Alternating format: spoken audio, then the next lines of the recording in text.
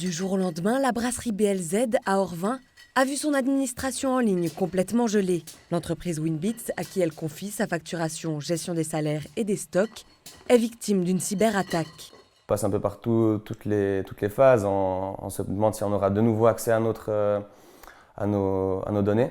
Et puis on se dit ok, dans un mois il y a le bilan, donc on aura besoin de toutes les données de l'année. Si c'est plus là, on n'a pas d'autres backups. Et si on ne gère pas les backups, tout est perdu. BLZ fait partie des 45 000 entreprises touchées. Sa facturation est paralysée pendant 3 semaines et 190 heures de travail passent à la trappe. On ne se fait pas rembourser, c'est évident, parce que les travailleurs étaient là, toute l'équipe était là. On ne pense pas que c'est une option qu'une telle plateforme puisse se faire hacker. Et on se dit, ok, c'est plutôt les petites PME qui vont risquer d'être hackées. Et en fait, ça a été le contraire. C'est la grosse plateforme qui a mis indirectement toutes les PME dans une situation délicate. En 2021, Camille Bloch est aussi victime d'une cyberattaque. Cette fois-ci, à l'interne de l'entreprise. La production est stoppée une journée, mais surtout, des données de leurs clients ont peut-être été volées.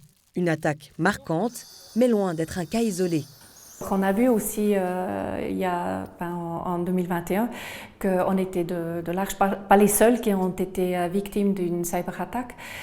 Ça arrive tout le temps. On se rend compte qu'on a toujours des essais, que ça continue, donc on doit rester vraiment attentif. Et on doit toujours suivre avec le progrès et essayer de trouver des solutions pour faire que ça devienne de plus en plus compliqué, au moins, de faire une attaque. Se protéger d'attaques toujours plus nombreuses et aux conséquences toujours plus graves. Thomas Ducret est venu sensibiliser entreprises et élèves de la Haute École Technique hier soir à Granges. Les pirates sont aussi des pros comme vous. Une nouvelle loi sur la protection des données entre en vigueur en Suisse au 1er septembre. L'ancienne date de 1992. Entre-temps, smartphones, réseaux sociaux et cloud l'ont rendue obsolète. Les entreprises devront donc s'adapter. Pour Thomas Ducret, chaque société et branche peut aujourd'hui être victime d'une attaque. Même les crèches se font hacker.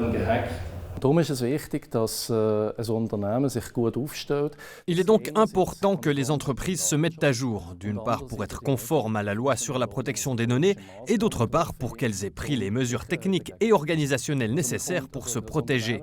L'entreprise entre en conflit avec la loi quand elle a été hackée et a perdu des données. Elle doit se reconstruire et une enquête doit être menée chez elle. C'est quelque chose qu'il va falloir faire de plus en plus. Les entreprises vont devoir se protéger et être plus résistantes. Dass man sich entsprechend schützen muss, dass man die Widerstandsfähigkeit von einer Organisation aufbauen muss.